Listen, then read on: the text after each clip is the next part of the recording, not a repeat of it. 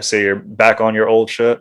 Alan without the No, shirt. no, I did this like maybe once or twice, but it was Okay. hot in here, and I ain't finally turn the air conditioner on, so I just put the fan on, and I'm just chilling because I feel like when the air conditioner's on, I feel like it's like a faint noise in the background, and I don't sound as loud. Okay. So I was like, let me just put the fan on low, take my shirt off, show my traps. Yeah, trap's You looking know. good. I will say that. Trap's looking real good. No, it is very hot, and my air conditioner broke like a month ago. I Oh, was like, yeah, I have a fan, and it's not very good. I've been having to like dust the room frequently because of the fan. It's not the healthiest living condition. But I refuse to get an air conditioner when there's only going to be like what another month of heat. Should probably get an air conditioner. So yeah, I'm going to you rock went out through with it. the hottest month in history without air Yeah, conditioning. I did it with pride. I would have done it with the air conditioner, but I didn't have that, so I did it with pride instead. Proper Ebonics.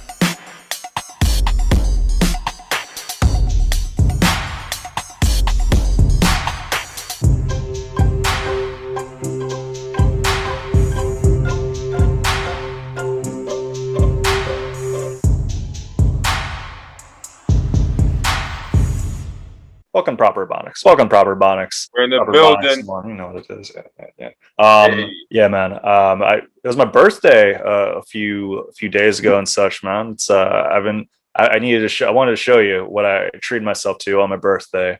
One, got the Monday shirt. Shout out to Tool Slut clothing brand. I got my Monday shirt on, and it's not actually Monday. It's just a hot shirt, but I like art on occasion, and art can be kind of pricey and all that stuff. But it was my birthday, so I treated myself. what you get? Drum roll. Oh, the clown. Okay. Clown painting of artist named Rowan, who only does clown paintings. Yeah. I don't know if you really see dimensions on here, but like it's very lengthy. I don't want to be like one of those people, but take a guess how much it costs. $75. It's pretty close. $100. $100. Oh, I was going to say that, but I didn't think it was going to drop a whole 100 on it. Me neither. I didn't plan on it. Shout out to Gigi's Retro G Spot.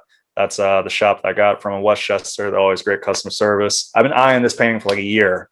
And then she took it down about $30 from what the original price. So I was like, all right, well, you know what? Let me get myself, yeah. See, you should have waited another year. It'd have been at like $70. That's true. Yeah, man. But I'm just chilling being a 31-year-old and all that stuff, man. You Yeah, know? we gotta, everybody listening, you gotta wish you a happy belated birthday, and we also gotta wish producer Pat a happy belated birthday as Oh, well. of course. Yeah. Producer All the Pat, man. birthdays in August. Birthdays, man. And yeah, happy birthday, Lemire, as well.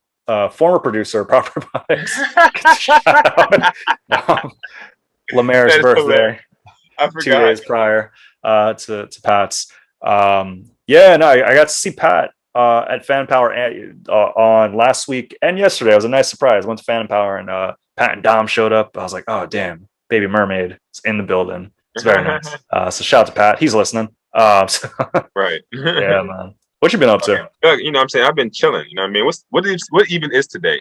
Today is Tuesday? Today's Tuesday. Yeah, Don't let the shirt fool you. It's Tuesday. I'm straight though. This is the most free time I've had in a while because like now the kids are back in school and I don't got no job. You know what I mean? So this is like the most free time that I've had. I've been writing jokes. You know what I've been doing, yo? What's up? I've been coming up with premises, but I have been extending my bangers. Like I've been extending and adding and punching up the stuff that's been working.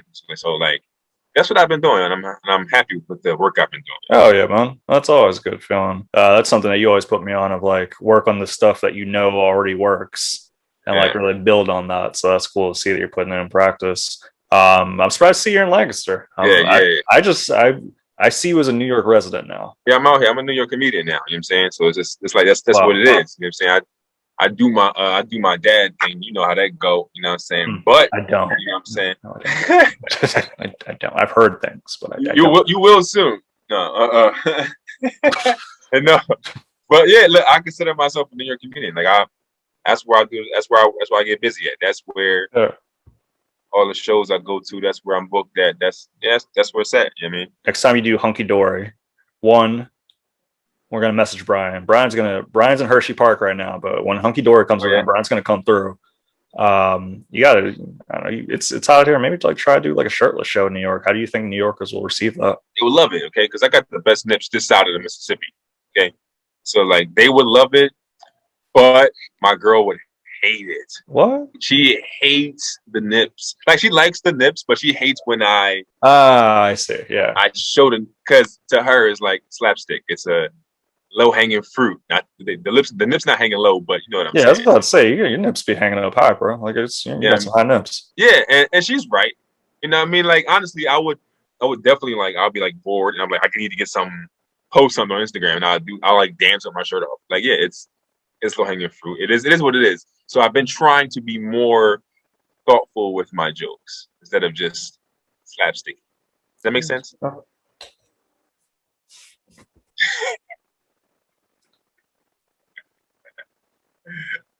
got a screen. How do you screenshot on the computer? I want to screenshot this. So damn, we have very similar shoulders. I did not realize that. If we bro, I've been doing dips. I was on the concrete doing dips the other day. I'm out here looking like a kangaroo. Ooh. Yeah, this is it. This is the promotion right here. We're just gonna post these. Post this. Oh, yeah. We should just flex for 45 more minutes. Oh, yeah. Looks like your shoulders dislocated. Yeah. It did a little bit. I guess I could actually do the visual trick. If we're talking about low hanging fruit, I could do the. So take a look at this. The shoulder blade, just like okay, it pops out. Maybe I'll pull it out of the socket. Sweet. Yeah. Now, I got that same problem when I was playing football in college. I was the quarterback threw the ball and I went to dive for it. Completely missed. Now the way I landed, like my shoulder popped out of the socket. So like every once in a while, like my shoulder will pop out and I gotta like pop it back in. It's painful. Ooh. All right, that's actually unfortunate. It sucks. What happened was I was supposed to go to rehab like every day after practice and like work on my shoulder, but instead I went to go get high, so my shoulder never healed. You know? Yeah, you healed in different ways. Right.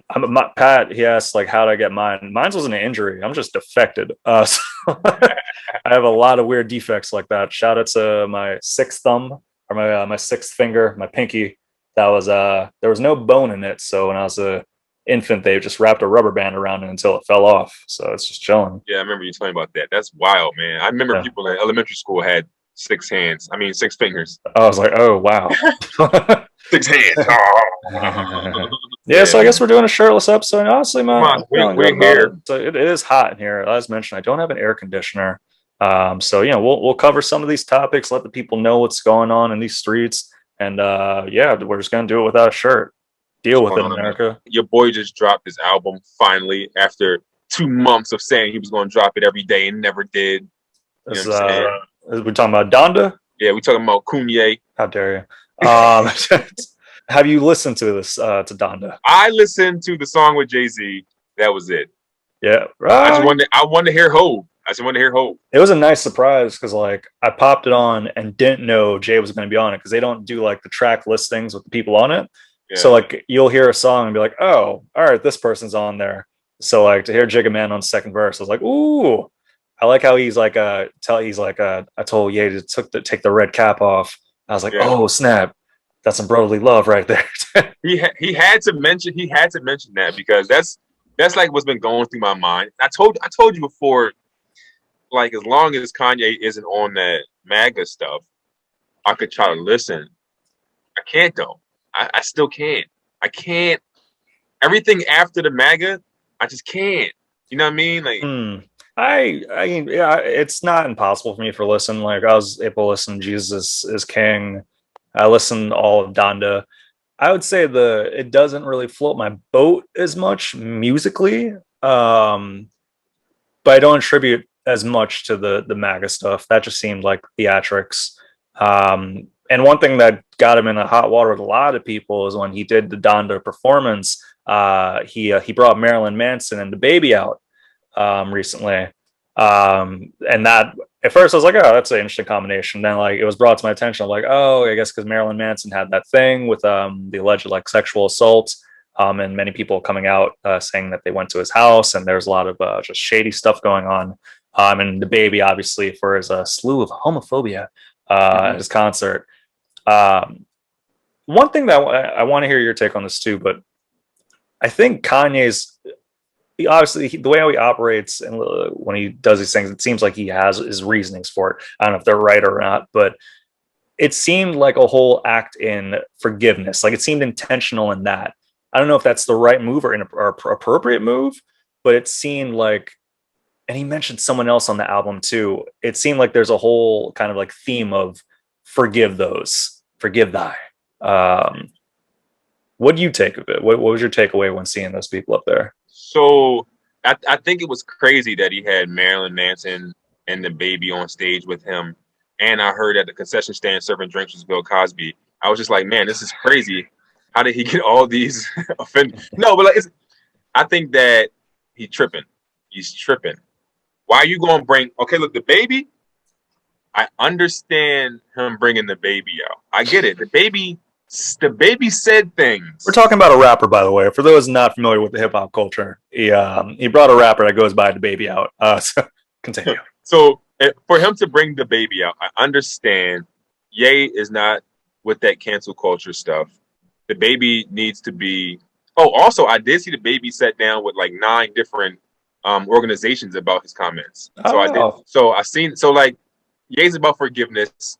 I get it. I get that with the baby. That's your brother. He's a rapper. I get it. I do not get the Marilyn Manson thing. He was recently charged with 4 sexual misconduct allegations or whatever, like 4 of them, like recently. So it's just kind of like, why you? That's a bad look, bro. You should have just it should have just been the baby. Like clarification though, I don't know if he was actually charged with anything.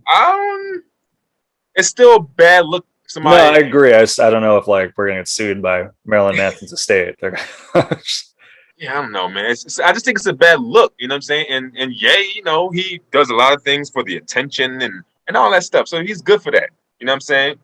He should have just had the baby out there. Marilyn Manson really messed it up for me. Like, I don't know about that one. Yeah, I think people are rightfully so feeling that it's kind of a maybe I don't even know if slap in the face would be the right term. I think at this point, through all the kind of antics and non-musical things that Kanye's done, it doesn't come to a surprise to me. Like you joke about the Bill Cosby thing, but it's fully within his scope to do that. Like he may do something like that. Right. And at this point, it wouldn't really surprise me.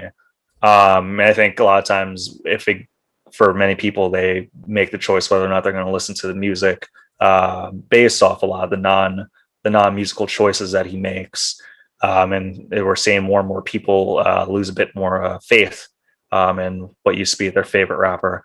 The album itself, I thought musically, it sounded like kind of like a bland hybrid of Jesus is King and Yeezus. Sonically, the beats sounded very similar to one another. Like there's less distinction with each song. Like a lot of them sound like if you played track 4 and track 12 for me, I wouldn't know the real difference. Like I wouldn't know which one belongs where. Right. Based off, I've done maybe like 1.5 listens, so keep that in mind as well. Lyrically, it was Kanye. It's just standard Kanye sort of thing. It was long. It was like over 2 hours long, which was a lot of it just didn't seem like it really needed to be there. Yeah, I would. I don't even know if I'd put it in one of like the categories of like an experimental Kanye album. For me, overall, it just felt a bit underwhelming. So are you saying Kanye could have just? Is Kanye saying you saying he should just kept this album? He should never put it out. Is that what you're saying? No, I'm not saying that. Um, he could do it. I think he got a lot of what he wanted to do was through the live performances that he did. He was living in that arena. I think it was like at the Mercedes Benz Stadium, which I think is in New Orleans. Yeah, in Atlanta. Is that in Atlanta? Okay, cool. I was like, oh damn. Is it New Orleans? No, I think you're right. I think it is in Atlanta. I don't know. From what I've seen with that and the reviews for a lot of the live streams, people really rocked with it. But I think as an album, I don't know, it didn't really leave an impression. But who knows? With time, that could change. But off first listen, I wasn't going too crazy over it. Yeah, I heard a lot of people saying that it was kind of gospelish. You know what I mean? Yeah. Like it's he's not gonna. This is what he's on now. He's He thinks he's a gospel rapper, right? Well, every track has like the title has Lord God. I think Mary may be on one of them. Like he's dropping a lot of biblical references. So yeah, if that's his thing, that's his thing. A lot of guest appearances. I will say, I believe it was okay part two, maybe not, but spoiler alert, LOX makes an appearance on it. I don't know where I was like, because they don't tell you who's on it. Then I was like, is that Chic Luch? And I heard Jada, and I was like, oh, all right, that's kind of a nice little surprise. So little things like that were kind of cool. Which track is the one with the locks? I might go listen to that. I think it's the It's Okay part two. Like it's the one where it's like you know what, whatever one had Jay Electronica on it. No spoiler. The end of the remix of that at the end of the album has LOX on it. So that's Okay. cool. I'll give it, yeah, who knows, some of it may grow on me, but overall I don't think I'm going to be giving it a full continuous listen. Yeah. Listen, you know how I feel about it. I told you I told you a couple of weeks ago, like, yo, I listened to Silver Paul, the Twisted Dark Fantasy album. I listened to that, and I was like, I might be over the Kanye thing, and I'm not over it. So I'm just not over it yet. I need to hear something from him, like, yo, I was drawing, I was tripping, I was, I apologize. I just can't be like, yo, I can't support that, bro. I just can't. I wouldn't be surprised if, like, in his trajectory of his career, that he comes back around to that and be reflective. But who knows? One thing, the last thing on Donda that I want to point out, one another reason why you may like Jail is that the snare on it is very similar to the snares used on Hell of a Life off My Beautiful Dark Twisted Fantasy. Hell of a Life, it came right after Runaway, I believe. Okay. I remember listening to both. I was like, oh, this sounds very similar to one another. It kind of has that grungy feel to it. So that was cool. So, who knows? Stuff may grow on me. I was speaking of forgiveness. There's something going on, and I kind of want you to explain a bit more of it to me. Apparently, there's been some wrongdoings in the football world and ESPN. What is this exactly? Because I know very little about it, but it sounds crazy. I don't even like. I couldn't even believe what was happening. So you know, ESPN airs these high school football games. It's always like the best teams in the country playing against each other. Well, yesterday they had a game a game on TV where I don't even know who realized this, but apparently this one school, Bishop Sycamore, isn't a real school. It's just a bunch of people who already graduated high school and played some college football. They were just like, we're going to play against high school teams, and somehow they got on ESPN. So it's not even a real school. I like this. I couldn't even fathom how could this happen? So apparently ESPN, they have used like a third party recruiter to pick the teams and figure out who's going to be on TV. So what ESPN's like, well, we didn't do the background check. We didn't know. But apparently this school is just run, not even a school, this team is run by a bunch of scammers. And they like told this third party recruiting company that they had all these college, what do they call it? Prospects. They had all these prospects on their team, and like, no, they've been playing games, and they've been playing games against high school teams. Some mental games too. It's kind of right. I'm not gonna lie, man. I kind of like this so far. So far, I'm rooting for. Was it Bishop Sycamore? That's not even a bishop. It's just a tree. Sycamore tree. That's. I'm liking the prospect of this so far. It sounds very much like a movie, almost like they were trying to plot. There's like, we're down on our luck. We need to raise money to keep our mechanic shop open. How are we going to do it though? And they learned some of them played football, and then they got in there. This is motivational. It would be a good movie if I like the coach. It'd be Denzel because he's good at coaching football teams. It'd be Denzel. Snoop Dogg would be the wide receiver on the team or something like that. Like that's wild. Look, they said the head coach had like warrants out for his arrest. I heard that. Oh my god, crazy. If they do a movie, I feel like TD Jakes needs to be involved in some capacity. I feel like this has TD Jakes all over it. He could be the athletic department director. Oh goodness, yeah. I'm wondering what it must be like for the players. Like, I wonder if say like a lot of them are like in marketing or whatever. And it's like, well, we always kind of wanted to play. It reminds me very much of like a Joanna Man, where it's like, all right, well, we need to Yeah, have some sort of advantage. How do we do that though? I know. Like we pretend to be high schoolers and then just play all these high school bro. teams. This is the thing. They've been losing. Oh Like these man, are like what? grown men losing.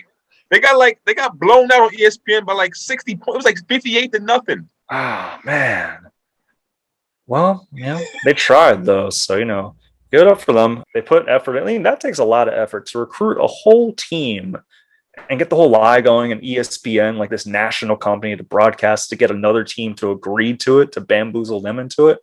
So I can't knock the effort. In fact, I almost want to applaud it. But yeah, I could see that being a bit rough. I'm hoping no one actually got hurt in these in their endeavor. But this is the funny part. The people that got hurt are them. I guess they played like 2 games within like 3 days of each other because they're just doing things all crazily out of whack.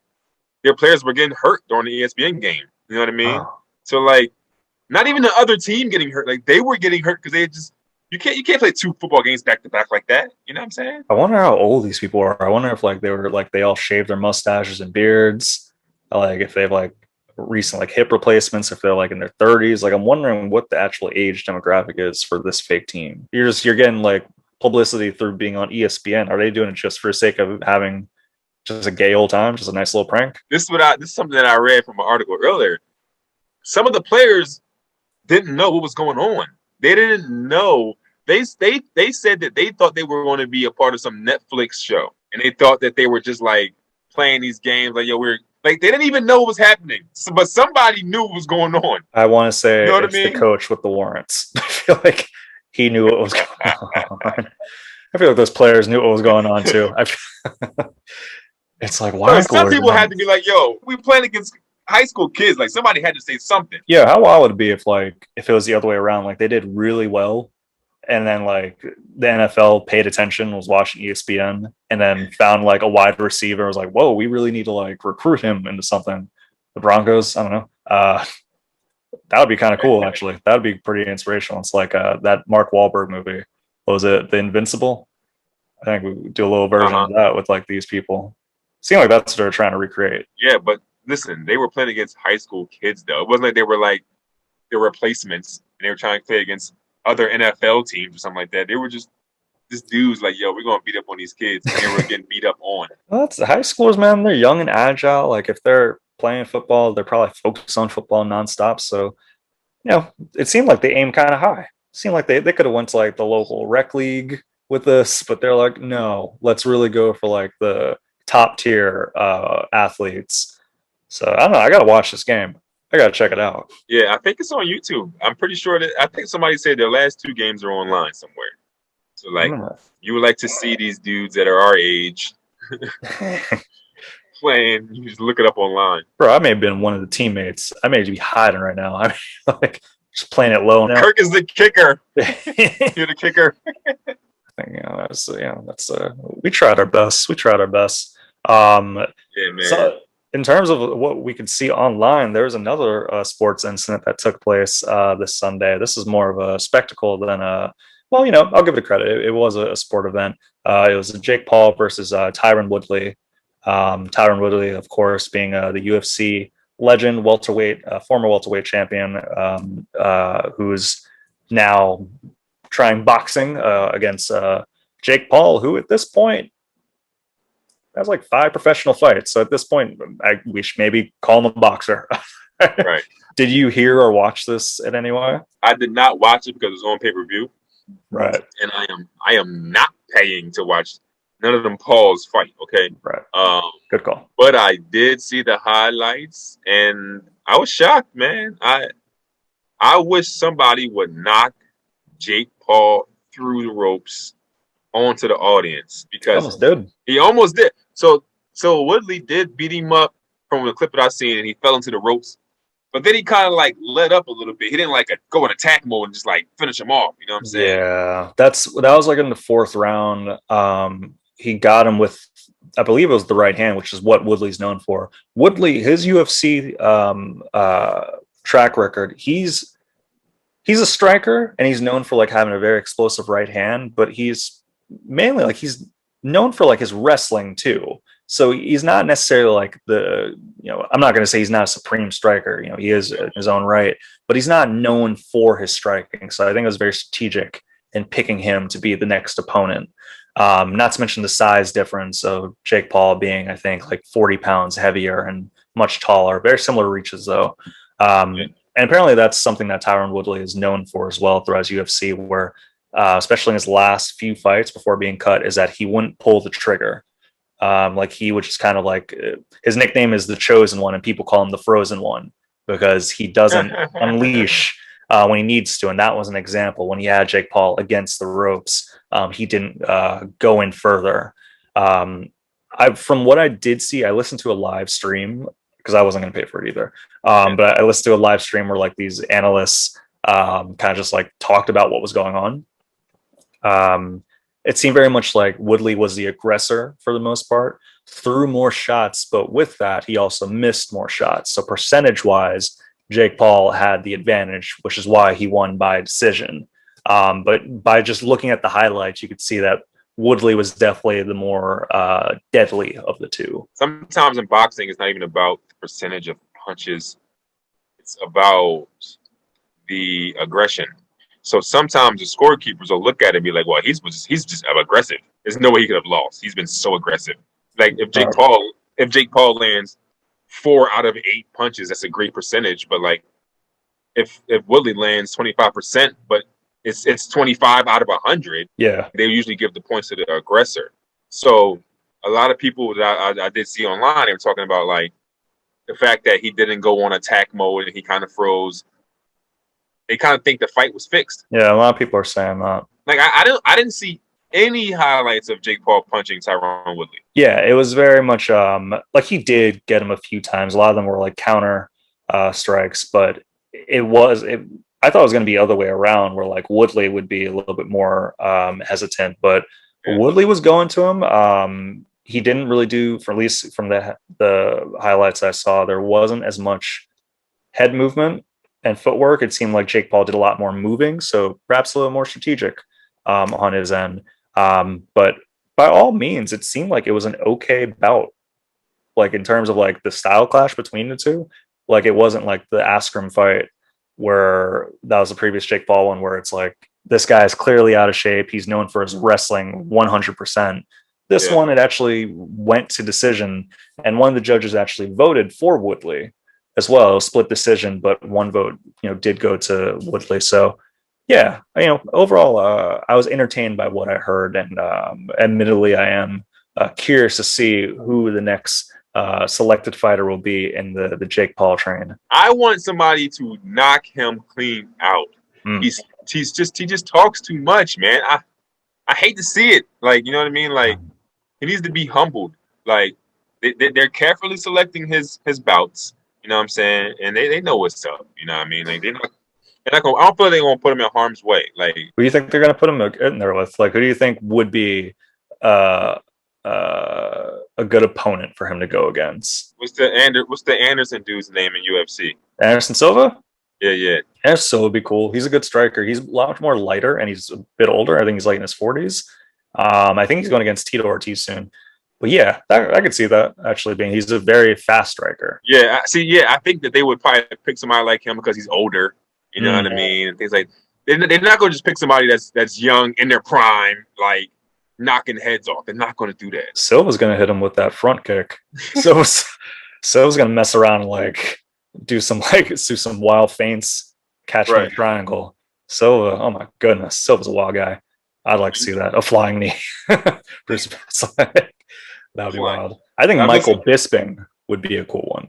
I don't know who that is. He's same as Anderson Silva in that he's a little bit older. He's retired, but he's a formidable striker.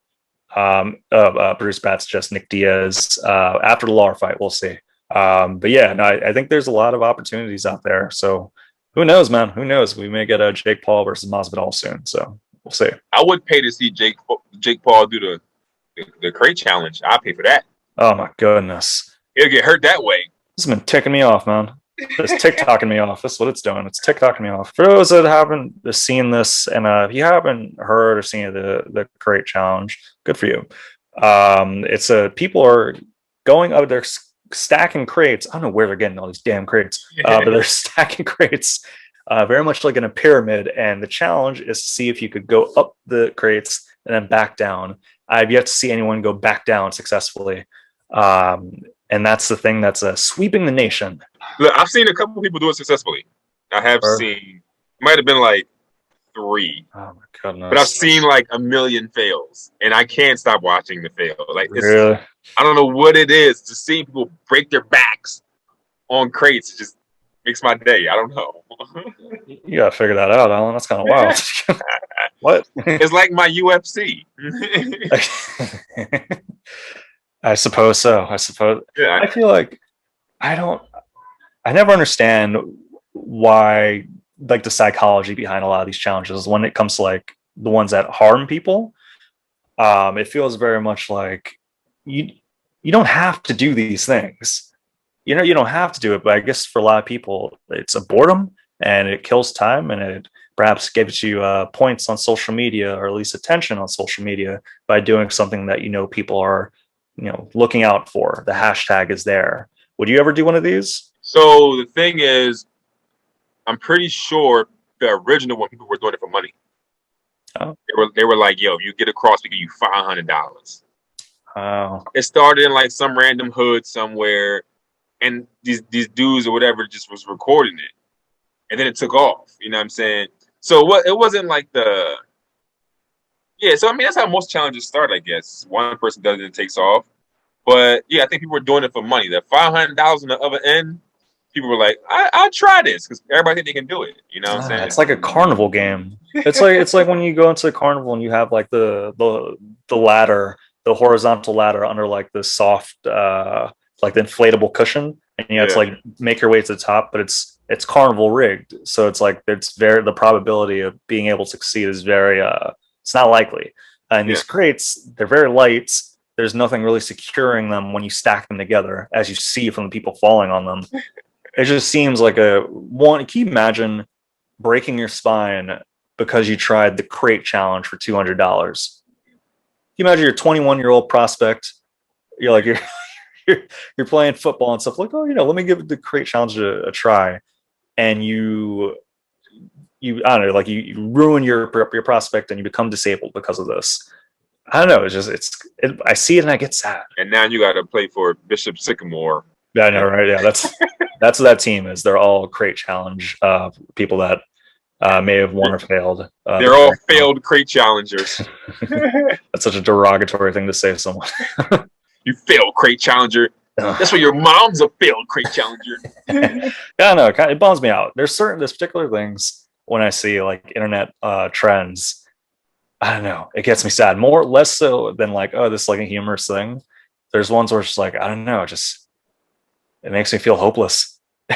There's hope. I think that it's crazy. Like, so I know for a fact there are some that were giving people money, but I think that people that weren't getting, there's no prospect for money if you win. To do it then is asinine. Like, because the crate challenge seems like a punishment. Like, that's not something that you would want to do willingly. You know what I'm saying? That's something like a judge will sentence you to. You know what I mean? If you get caught shoplifting from a bodega, you could either go to trial or do the crate challenge. Right. All right. You want to steal a bag of chips, you got to do 7 levels of the crate challenge. You know what I'm saying? Depends on how much you're stealing. That's going to factor in how many crates you go in there for. If you steal like a bar of soap, that's like 5 crates right there. If you steal a bar of soap and the cat, that's 25 crates right there. You're not gonna pass that crate challenge. Hey man, you just call the cops on me. I ain't doing 25 flights. Bro, I truly hope to never see you do the crate challenge. You have a lot of influence on the Instagram and stuff. I don't want to see it. I don't. Bum me out. You will never see me. $1,000. $1,000. That's the number for it. You will never $1,000. That's what's your number? What's your crate challenge number? There's no number on it. Lying. You're lying. You are lying. I'm not lying. And if there is a number on it, it's a number that I can't even conceive, because my head can only wrap around doing that and degrading myself so far. You're lying, bro. Bro, when I was in high Lying. school, my stepdad, mom, they're like, we'll pay you $500 to cut your hair. And, high school. So I didn't really I had like a job and all that stuff, but like $500, I remember like, just no, it's just, I won't say I don't have a price. Thank you. I can't say I don't have a price, but I just don't. I would really have to be in a sticky situation to be able to do that, because I don't know how. I don't know if I'd be able to. I won't say I won't be able to live with myself. I'm being dramatic, but I can't see myself feeling very good about myself if that's how I got money. Because as a kid in high school, your parents are going to feed you. You have a roof over your head. You don't got bills. But as a adult, it's a price. There's a price, bro. Like, you got bills to pay. Yeah, I'm gonna try to get through other means, but hopefully it never comes to that, man. Hopefully it's never a matter of like, we need to do the crate challenge. That said, if you click the like and subscribe button, Alan and I, if we reach 1K by the end of the month, him and I will both do the crate challenge. That's your price, 1,000 followers. I'm joking. Bruce Pat, you know the drill. You said you know the drill. At this point, he knows the drill. Speaking of which, man, and this kind of ties in this one, I want to get some prop suggestions real quick. Prop suggestions.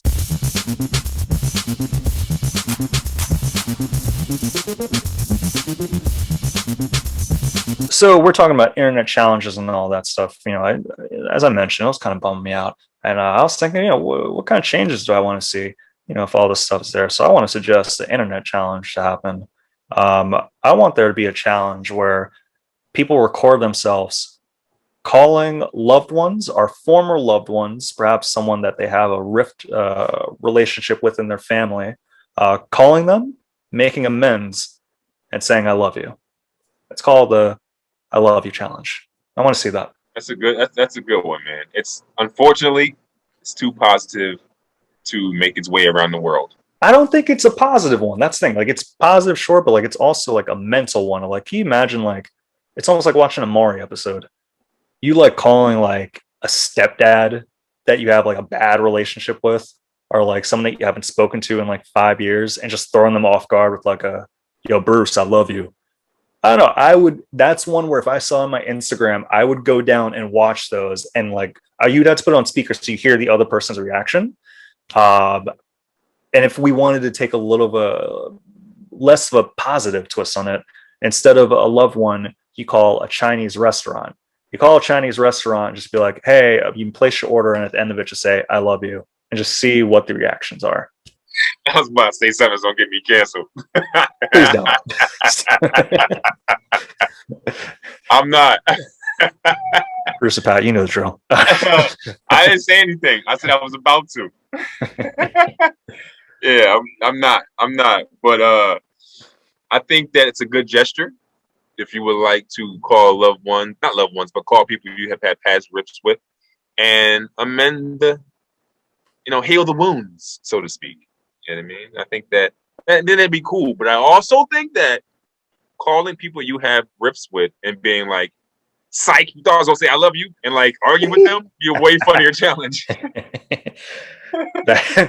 Maybe they're happy medium. You start off with I love you, there's amends, and then 30 seconds into the dance, you get right back into the toxic nature of it. So maybe there's something there as well. Right. All right. So this is my suggestion for this episode. I suggest people use neck pillows outside of flying, outside of traveling. Okay. I'm telling you, listen. So we all watch TV.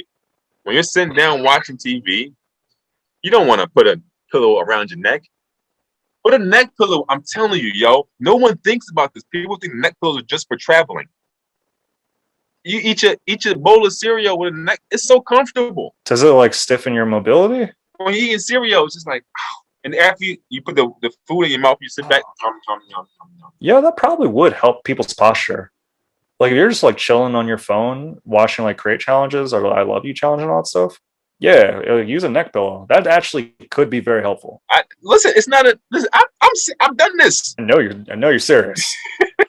I see your posture. You clearly been using a neck pillow. Sit down when you're using the bathroom. Play on your phone. Put a neck pillow in. It changes your whole bathroom experience. Pillow, I'm That's telling you. disgusting. If you're gonna get fecal matter all over your pillow and bring it back into the bedroom, I don't agree with that part. That's just, can you What imagine you just doing? like with a neck pillow with a potty squatter? Just like, what is this person doing?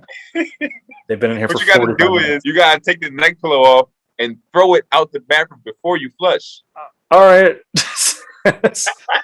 You know what? I'll give it a shot. I do have a neck pillow too. I do agree. That's a good suggestion. I think a lot of people, especially, we're so used to being on our phones nonstop.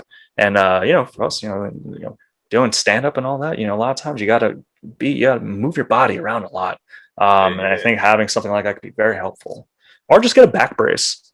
You just get a back brace. If you like hit your doctor with like hey, so I think I have scoliosis, and like maybe forge some x-rays with like a sharp S, get a back brace and watch some TV. Probably just give you a marijuana card. I guess there's an alternative for everything. Right, right. Speaking of alternative marijuana, that's something that's a good thing to do at art museums. I don't know. That's a wild coincidence. Did I tell you I was at an art museum recently? Oh, you didn't. I just randomly said that. That's bro. Proper Ebonics. No, I went to an art museum the day after my birthday. I took the day off. The next day, I was like, let me find something to do.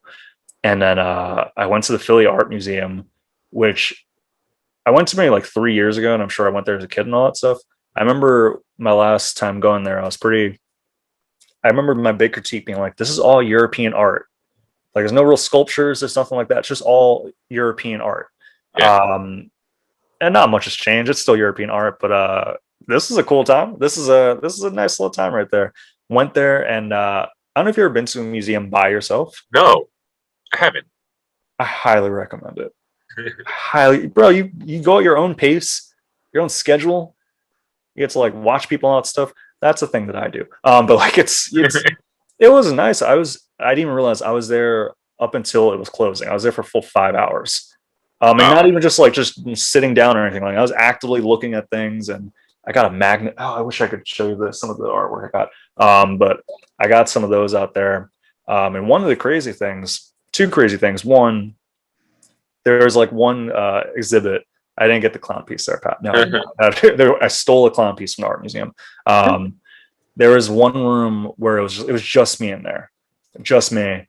And my legs were kind of hurting. It's been like an hour or two. It was hurting a little bit. And I wanted to sit down. And there was a bench, a very old looking bench that matched the room.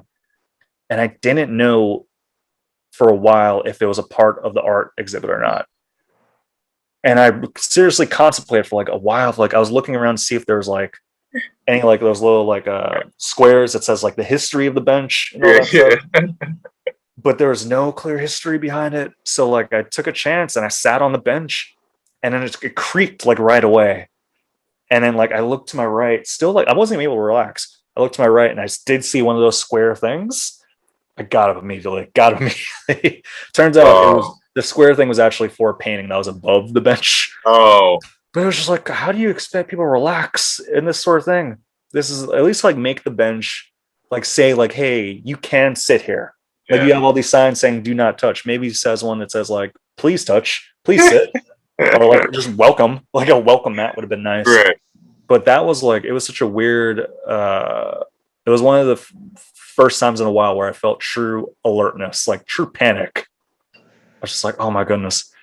And at the end of it, the museum is about to close, mind you. This museum is like it's 4:45. I'm at the gift shop, and shouts to the cashier. I was like, hey, yeah, I wanted to see this painting, but I just haven't found it anywhere. He's like, oh, it's in the American art section right upstairs. So with 15 minutes, I'm like dashing up there. And this is why I highly recommend for anyone, go to a museum at the end of the day where it's just you. Bro, I go into this room, and it's all like these large paintings, and it's just me in there. Yeah. And it was all like medical history stuff. It's by this dude. I think his name is like Thomas Akins, I believe. And he has like these two very known paintings that illustrates doctors working on patients and their students watching. They're all like these very much. I have one in there. Hold on a second. You stole one? Let's see what I bought a postcard one. I don't know if this is we're allowed to have this one here, but this is one of them. He's working on a patient, and this is the doctor illustrating it. And this one was done 14 years after the original one, which I'm not going to go fetch that one, but I also have a postcard of it too. But the painting and the frames of them are huge, like they're like larger than the wall over here, sort of thing. So it's majestic. It's almost like looking at a waterfall. When you go into a place like that and it's just you, and you realize like the history of it, of like how old these things are. Yeah. I don't know. It felt overwhelming. It was kind of wild. Like, oh my goodness, like if it doesn't feel like it's just me in here.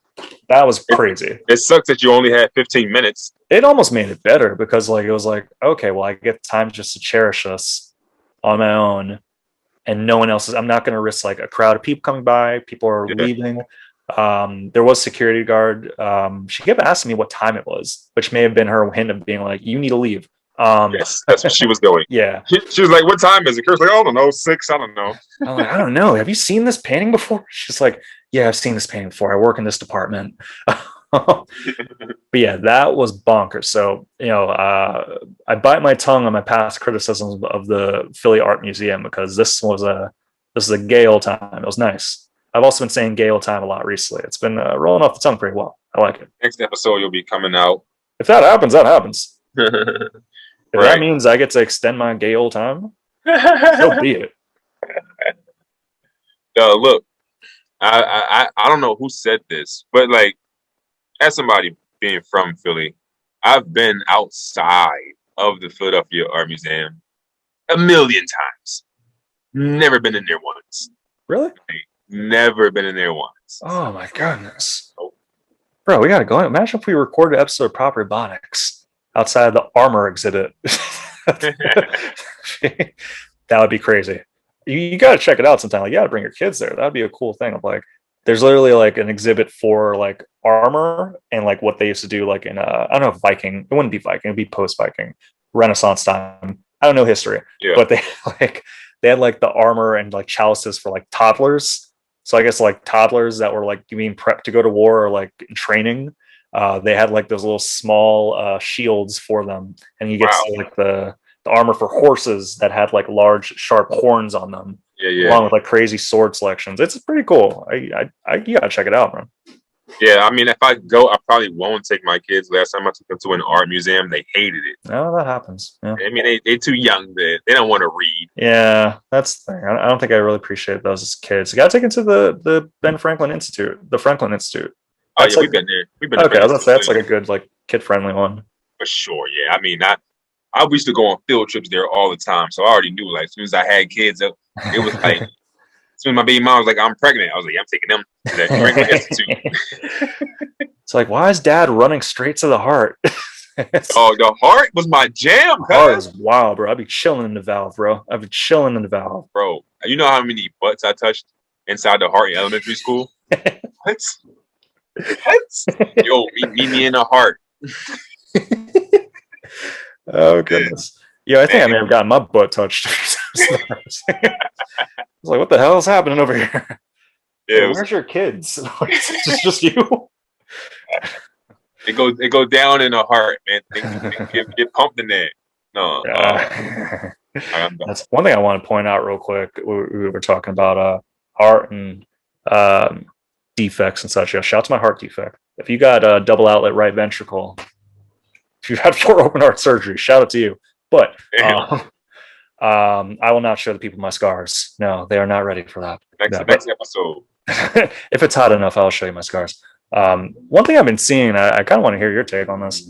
We're hearing, a lot of the, and I got kind of sick of talking about the idea of like vaccines and all that stuff, but it is a very prominent thing that's happening. Yeah. And another thing that we're seeing is that a lot of the people that are very vocal about being anti-vaxxers, a lot of their things that they post are being screenshotted and then later used for like when they subsequently either catch COVID or they have a loved one that catches COVID and they're seeking prayers. And we're seeing a lot of like COVID denier dies of COVID and with the screenshots there. And I'm seeing a lot of people I know kind of use it in like a humorous way.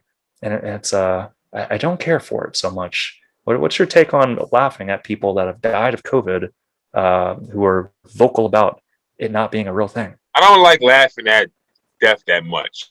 When Rush Limbaugh died, I found jokes in that. Because of a lot of things that he's done. He was wild. Yeah, he was wild. So I can find things in that. I don't. Yeah, I'm not making fun of people that die because they're anti-vax. Like I'm not. Like There's two things for me. Like because they're dead, and because I got loved ones that are anti-vax, bro. Like Yeah. like I know too many people, and not. I wish I could convert them. You know what I'm saying? But Mm. I wouldn't want that for them. You know what I mean? So like if something happened to them, I don't want people talking about them. So like I just when I see that, I mean I look at it like it's crazy, but like I don't like share it, I don't laugh. I just keep it moving. You know what I mean? I really don't. Yeah. Yeah. Yeah, I think that's a, a big crux in it too, of the idea of like if you know people are anti-vaxxers and like it's like you'd like for them to kind of have the other viewpoint, or not even necessarily anti-vaxxers, but just like, hey, don't be as vocal about these things. You know, you're free to share your opinions and stuff, but a lot of times it kind of adds to the vitriolic nature of the internet when you're sharing things about like this side's wrong, this side's right. And I feel like this is an example of that, but with a little bit more of a twist to it. The idea of like, you know, like, oh well, look at this. I think it kind of just, I don't know if lacking empathy would be the right term, or if more so it's just lacking sympathy. But it definitely, I've always said this. I don't think calling people like hillbillies and calling them dumb are really going to make them change their mind. Like making Yeah. fun of someone's loved one isn't going to make them change their mind about it. So yeah, I've been seeing a lot of those, and just feels like just low hanging fruit sort of thing. Low hanging fruit and just kind of cruel. The internet's been bumming me out. As I'm Yeah. talking about this, like the internet's been like making me sad. It can definitely do that to you. But I think that the people that get made the fun of the most that die from it are people that have voices. So I feel like there's people that are anti-vax that die every day, but it's the ones that are radio hosts. It's the ones that are politicians that have been talking so. I mean, like wrong. They've been saying the wrong thing. Like they're going against science. They're going against everything. You know what I mean? So Right. I think that this is the ones that are like super vocal. Like those are the ones that people are making fun of. I still don't agree with it, but they have a voice. So they're pretty much telling people to believe like them and think like they think, and they're fucking things up, man. Like they're Yeah. just like I think a lot of times it's true. I think a lot of times when people are pointing these out, it's less so of like, hey, we're doing this to ridicule someone's demise, and more of like, we're combating the idea of misinformation yeah, by pointing this out. I think by nature of like us having a lot of comedy friends, it's a little more of a humorous twist to it, where it's like I'm just like, oh geez. yeah, But yeah, I think that part is true when you have like these people that are pretty public figures and such. But yeah, I don't know. I guess it's just something that's been on my mind. I think I got to take another. I've been looking for a September challenge. I may do shirtless September. Who knows? But another one, maybe just like maybe stand back from the internet. I don't know. The internet's like kicking at my kneecaps, bro. yeah. You gotta kind of. I know for a fact that you follow people you probably shouldn't. You just not like unfriend them or just unfollow so you can't see their posts. Like, Yeah, I feel like you are because I know who you're talking about. People like I don't be following them people. Like I don't like if I don't rock with you, I'm not watching what you say. I don't want you on my feed. We could be friends.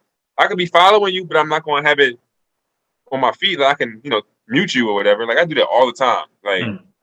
Like I don't like if somebody say something I don't like too many times. And I know them and I'm cool. I just mute them. I'm just gonna mute you. Like I don't even need to Yeah, see you. I'm not gonna let you ruin what I'm doing online because I'm having fun building my audience and writing jokes and things like that. So I'm not gonna let them take me out of what I'm using it for. You know what I mean? no, that's very true. No, I think that's a good approach with it. I'll probably wrap things up on that, but we want to one, thank you for listening to Proper Ebonics, and also know, like, next time people are booking a show, if you're a booker, you have comics, just all white comics on there. You have like six just white dudes on a poster. Know that this can be the addition to the poster. Kirk and Alan. So who knows? We may say no to them. There's a few of them Do I'll be you like, yeah, I'm good. Um, do you want to get into that, or you want to leave? Because I got a lot to say about that. next one, I got to pick something up. I got to We can order. put that on the notes for next time. Yeah, man. But yeah, thank you for listening. Like, subscribe, and I don't know what other things should they do. Like, subscribe, comment, share. Yeah, There and you go. call it a loved one. All right, Yeah. nice chatting with you, bro. Peace. Peace.